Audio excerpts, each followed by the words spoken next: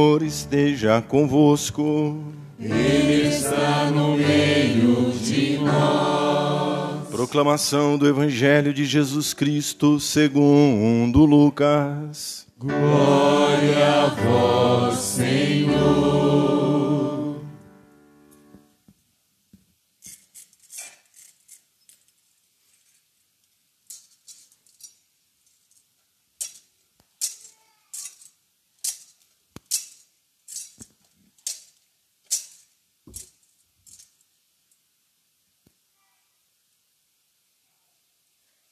Naquele tempo, Maria partiu para a região montanhosa, dirigindo-se apressadamente a uma cidade da Judéia.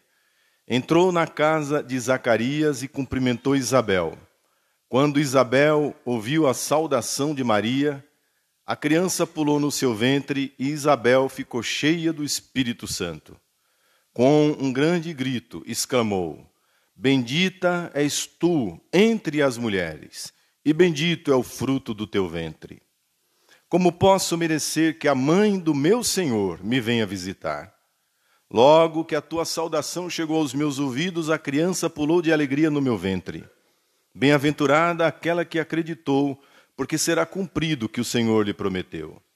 Então Maria disse: A minha alma engrandece o Senhor, e o meu espírito se alegra em Deus, meu Salvador, porque olhou para a humildade de sua serva. Doravante todas as gerações me chamarão bem-aventurada, porque o Todo-Poderoso fez grandes coisas em meu favor. O seu nome é santo e sua misericórdia se estende de geração em geração a todos os que o respeitam. Ele mostrou a força de seu braço, dispersou os soberbos de coração, derrubou do trono os poderosos e elevou os humildes. Encheu de bens os famintos e despediu os ricos de mãos vazias. Socorreu Israel, seu servo, lembrando-se de sua misericórdia, conforme prometera aos nossos pais em favor de Abraão e da sua descendência para sempre. Maria ficou 3 meses com Isabel, depois voltou para casa. Palavra da salvação. Glória a vós, Senhor. Seja louvado nosso Senhor Jesus Cristo. Para sempre seja louvado. A igreja celebra neste domingo a festa do dia 15, que no Brasil é transferida para o domingo. A igreja celebra a vitória de Maria Santíssima. Ela chega glorificada ao céu, de corpo e de alma, ressuscitada como aquela que pertence mais inteiramente a Cristo. Conforme Paulo diz na segunda leitura, Jesus Cristo é o primogênito dentre os mortos, o primeiro a ressuscitar, e depois de Cristo em uma ordem, segundo a proximidade a Cristo. E ninguém é mais próxima a Cristo do que sua mãe, a Virgem Santíssima, de quem o Cristo, o Verbo, recebeu a carne. Encarnou-se para a nossa salvação. Mas veja que interessante. Na festa da Assunção de Nossa Senhora, a primeira leitura da solenidade não fala de glória. A princípio, São João vê um sinal no céu. E no primeiro momento, como se fosse um filme, sabe, aquele primeiro impacto da tela, a cena parece ser de glória. Uma mulher vestida do sol, tendo a lua debaixo dos pés e uma coroa de 12 estrelas na cabeça. Sabe assim? Aqueles filmes da Metro-Goldwyn-Mayer. Mas eis que, numa cena imediatamente seguinte, quase que num contínuo, um dragão que quer destruir a mulher, porque ela traz no seu ventre o dom mais precioso, que é Cristo Jesus. Portanto, na festa da solenidade da Assunção, nós estamos diante de uma batalha. Porque não existe vitória, não existe glória sem guerra, sem batalha. Se eu quero chegar ao céu, à glória, a vitória, a ressurreição, eu vou ter que passar por uma batalha aqui nessa terra. E a batalha tem uma cara, a batalha tem uma identidade. A Bíblia, o Apocalipse, chama de um dragão. Um dragão que persegue e quer destruir a mulher e aqueles que pertencem a ela, aqueles que pertencem a Cristo. Se você voltar, esse dragão, ele se apresenta não só no último livro, capítulo 12, do último livro da Bíblia, Apocalipse, mas ele se apresenta nas primeiras páginas da Bíblia. E lá no Gênesis, no capítulo 3, primeiro livro da Bíblia, ele é apenas uma serpente. A serpente cresceu. A serpente criou 7 cabeças, 10 chifres. Ela é agora um dragão terrível. E a pergunta é, como é que nós deixamos a serpente crescer nesse mundo e se transformar em um dragão que está a ponto de destruir a igreja, a família, os valores do evangelho, destruir a você e a sua vida? Como é que nós deixamos? Que batalha é essa que parece que nós estamos perdendo para o dragão? Repito, se você não identifica quem é o seu algoz, quem é o seu antagonista, quem é o seu oponente, como é que você entra numa batalha? Eu acho estranho isso. O camarada, ele quer ser católico e ele acha que ele está numa brincadeira. Se você perguntar para metade, ou talvez mais das pessoas que estão nessa missa, eles vão dizer para você que eles vieram aqui para essa igreja para se sentir bem. Ou, no mínimo, para um desencargo de consciência, porque domingo tem que participar de missa. Nunca na história da igreja, nunca se viu um povo, uma civilização cristã que chegasse a essa mediocridade de dizer que vai à missa, que vai à igreja para se sentir bem. Durante 2000 anos de história da igreja, as pessoas iam à igreja para adorar a Deus. E quando você adora a Deus, o Deus a quem você adora, ele quer mudar a sua vida. E mudar a vida dói. E mudar a vida custa. E mudar a vida incomoda. Não, eles querem vir para a igreja para se sentir bem. Eles querem vir à igreja para ouvir coisas gostosas. Antigamente, no passado, durante 2000 anos, as pessoas vinham à igreja para ouvir a verdade do evangelho. Imagina que alguém, há 2000 anos, na época da perseguição, na época dos mártires, procurasse a igreja para se sentir bem. Cara, você era perseguido. Ser cristão era ser marginalizado.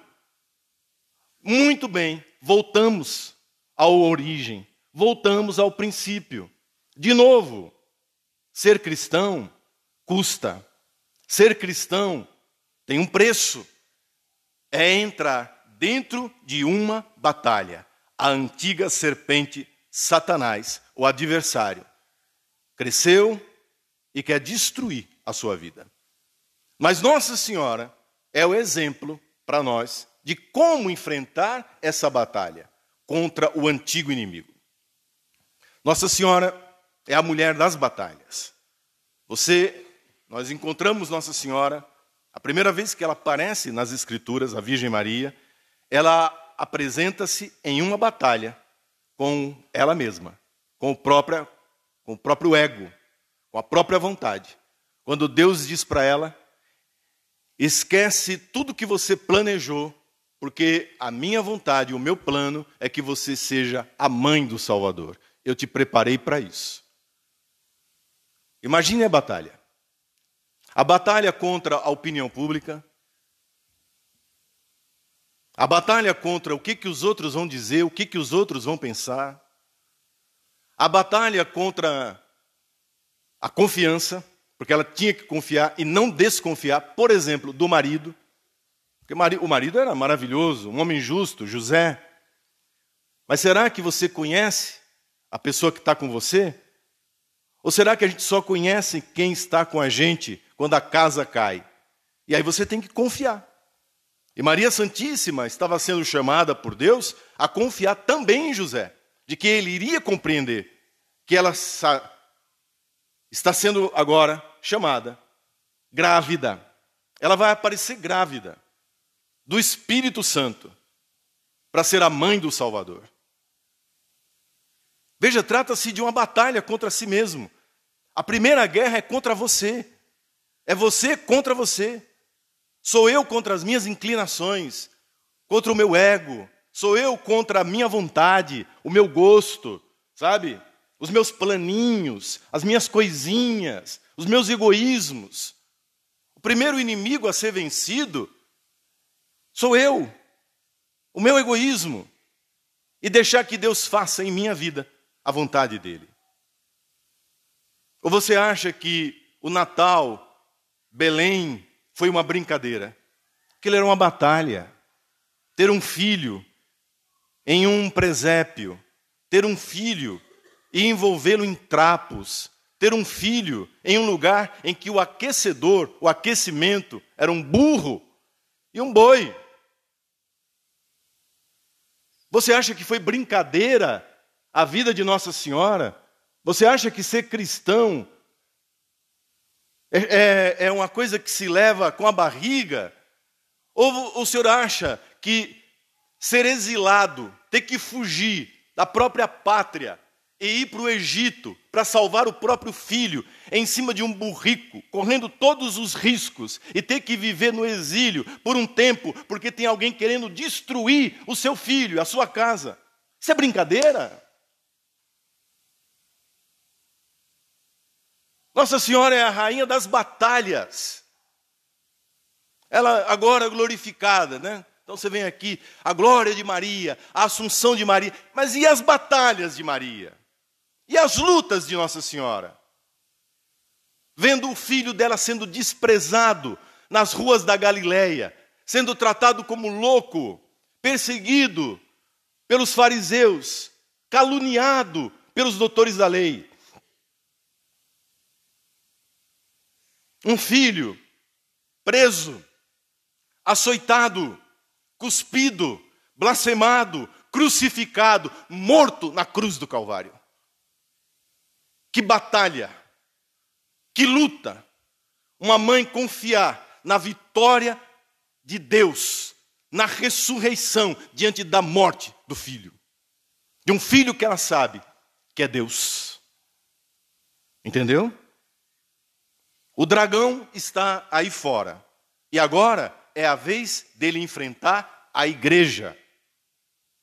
Por isso Maria está vestida do sol. Ela é a imagem da igreja. O sol é Cristo. Ela tem a lua debaixo dos pés porque agora é o tempo. Esse é o tempo. Esse é o tempo final, da batalha final. Nós estamos dentro da batalha final. A batalha do fim dos tempos. No momento em que Jesus ascendeu aos céus e o Espírito Santo veio, começou o fim dos tempos. E não tem nada de apocalíptico nisso que eu estou dizendo. Isso é bíblico. Ah, quando será o fim dos tempos? Amigo, nós estamos dentro do fim dos tempos. Esta é a batalha final.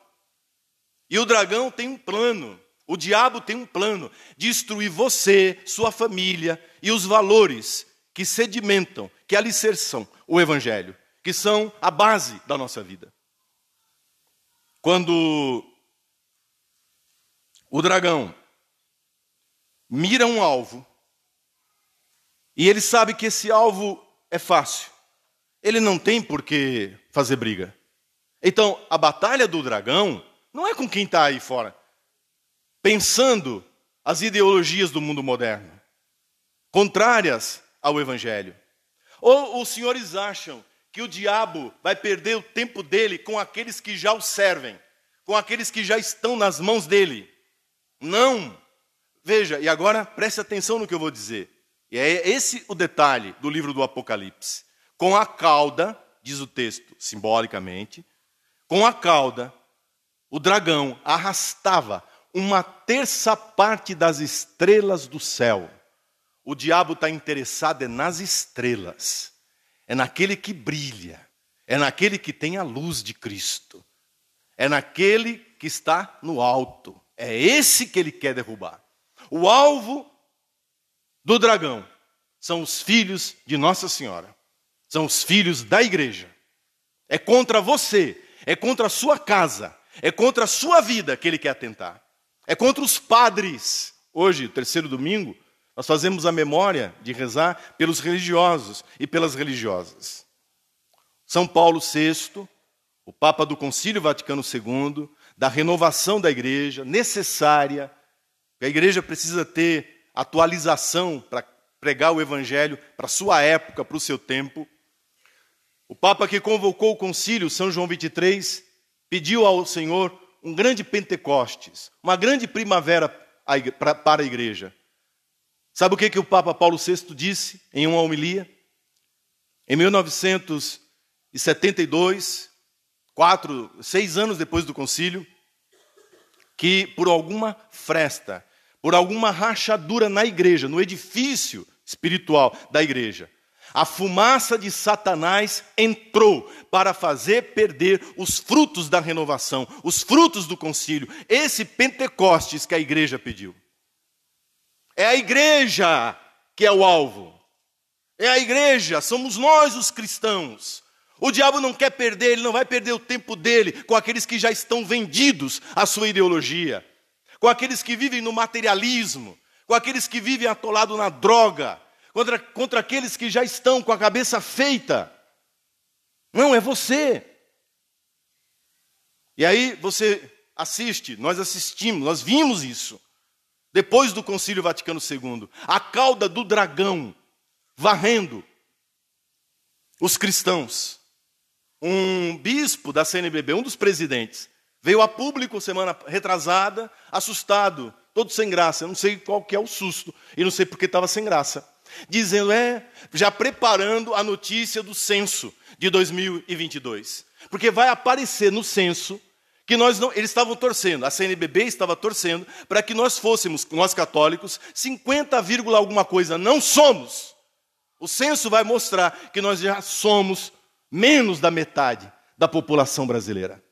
E mais, nós sabemos que estes que se declaram católico, 4% a 5% vão à missa aos domingos, ou seja, o mínimo necessário para que alguém se diga católico. 5% frequentam as missas aos domingos. Vá à igreja na Holanda, vá na igreja nos países da Europa, vá na igreja aqui no nosso estado de São Paulo. E você vai ver, e você verá com os seus olhos, que 1/3 das estrelas do céu já caíram. Estão sendo derrubadas, retiradas. Porque você encontra o cara que se diz católico, e ele tem coragem de dizer que eu não me confesso. Eu faço assim, eu falo diretamente com Deus. Porque Deus sabe do meu coração, Deus me conhece e eu me confesso diretamente com Deus. Há quantos anos você não confessa com um sacerdote, conforme manda a fé católica, conforme manda o evangelho? Não, mas eu não faço isso. E você é católico? Sim, eu sou católico. Essa é a qualidade, esse é o resultado de uma sociedade que agora consegue alcançar os que estão dentro da igreja. E consegue esfriar o coração daqueles que estão dentro. O diabo, o dragão, não tem como alvo os que estão fora. O alvo do dragão são aqueles que ainda permanecem com os valores. Dentro da igreja. Apoiando todo tipo de desmando. Dentro da igreja. Querendo fazer média com o mundo. Querendo fazer média com um pé dentro do barco de Cristo, dentro da fé cristã, e o outro pé dentro das ideologias mais estapafúrdias que a modernidade inventou desde a Revolução Francesa. Criança de 4 a 12 anos, fazendo aplicação de hormônio para fazer a passagem de gênero, num hospital público, pago com dinheiro de todos nós, E o católico dentro da igreja achando isso normal, aplaudindo, dizendo, mas a sociedade é laica, o Estado é laico. Não, isso não se trata de igreja e de sociedade laica. Isso se trata de humanidade. Quando nós concordamos, ou pelo menos fazemos vista grossa ao aborto, que agora tenta tramitar pelo judiciário, até 3 meses. Quando nós fazemos média com a eutanásia, como está acontecendo no Canadá e em outros países da Europa, não se trata apenas de uma contradição com a palavra de Deus. Se trata de uma cultura da morte, de uma cultura das trevas, que domina o mundo e que agora infiltra-se como fumaça dentro da própria igreja. Os jesuítas eram quase 60 mil padres em 1964. Hoje, eles não chegam a 16 mil. Faça a conta e veja a diferença.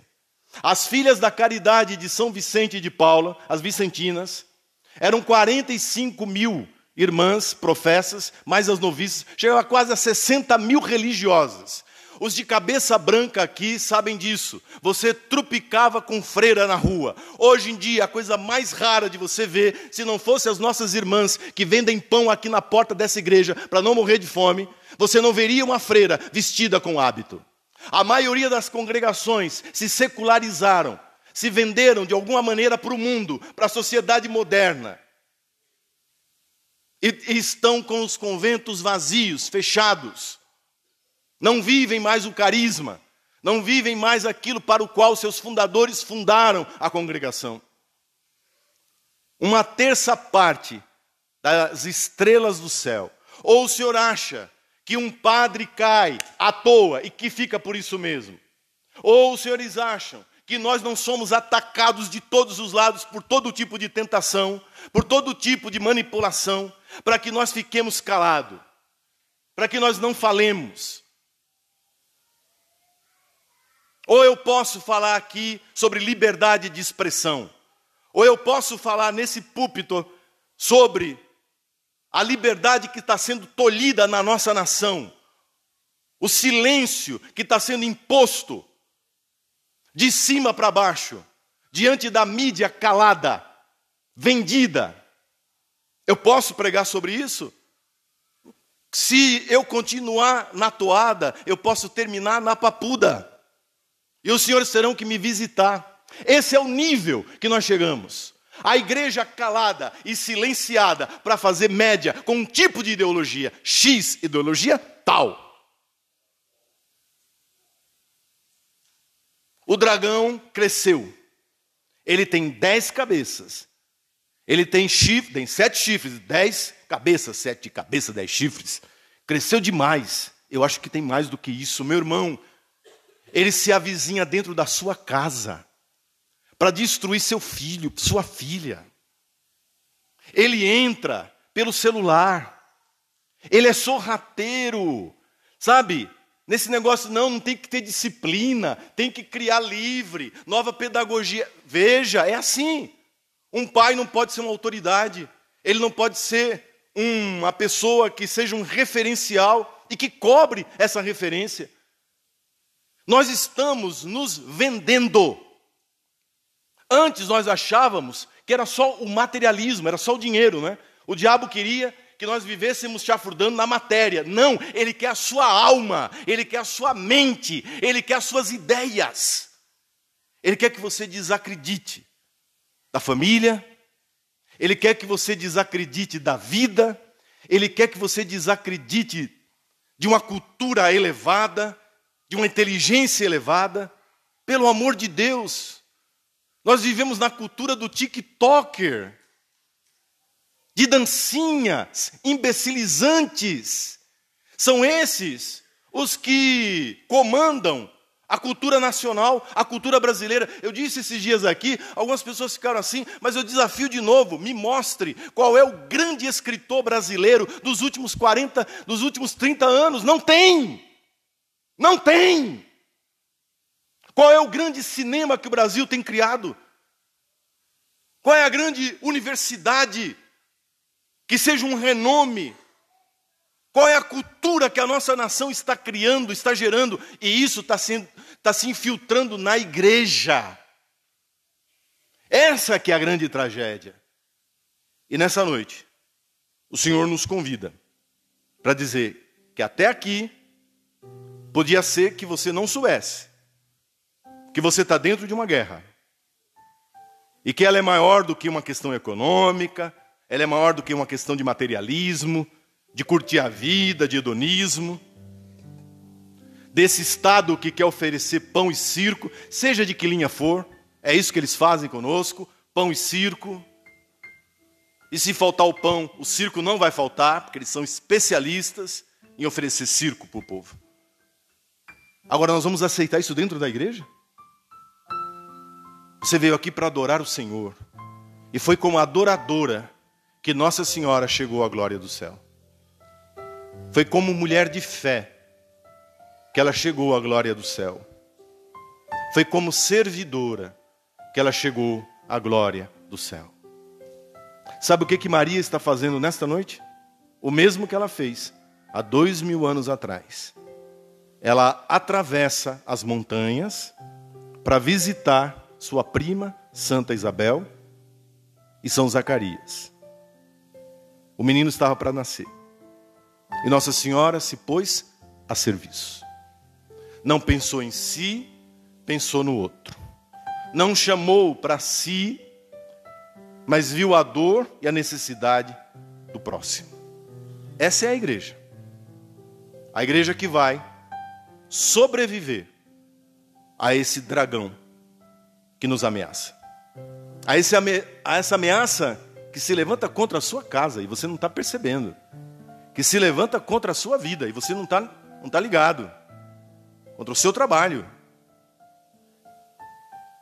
Que quer transformar a adoração a Deus na adoração ao que há de mais baixo no ser humano. E a primavera que São Paulo VI, que São João 23 pediram ao Espírito Santo, só acontece quando Nossa Senhora entra.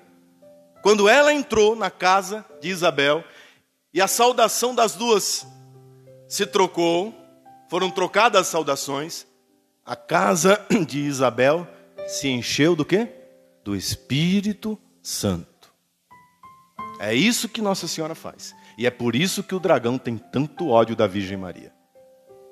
Especialmente de algumas devoções. Tem lugares no mundo em que não se pode falar, por exemplo, de Nossa Senhora de Fátima. Não se pode falar das revelações de Nossa Senhora em La Salette. Porque mexe com as estruturas dos poderes desse mundo. Mas quando Nossa Senhora é ouvida, e o que ela disse? Façam tudo o que ele disser. O que Nossa Senhora disse? Eis aqui a serva do Senhor. O que Nossa Senhora disse? O Senhor derruba os poderosos de seus tronos e eleva os humildes.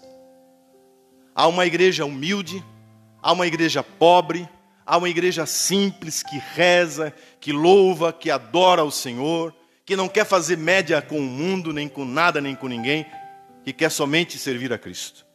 Essa igreja vai sobreviver. Essa igreja vai atravessar a grande tribulação que nós estamos assistindo. E ela vai atravessar incólume. Ela vai atravessar sem ser tocada. Porque os anjos do Senhor vêm em seu socorro. Porque Nossa Senhora guarda, como guardou o menino Jesus no ventre. Amém? Ela tem uma coroa de 12 estrelas. Nenhuma das 12 estrelas que estavam na cabeça da Virgem Maria caíram. Nenhuma. A igreja não cai. A igreja é indefectível.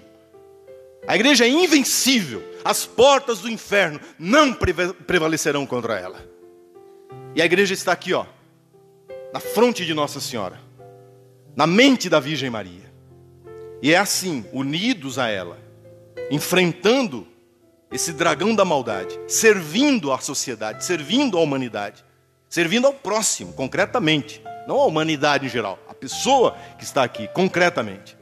É assim que você, eu, que a nossa família, que a nossa igreja, chegaremos com Nossa Senhora a glória do céu. Assim seja. Amém.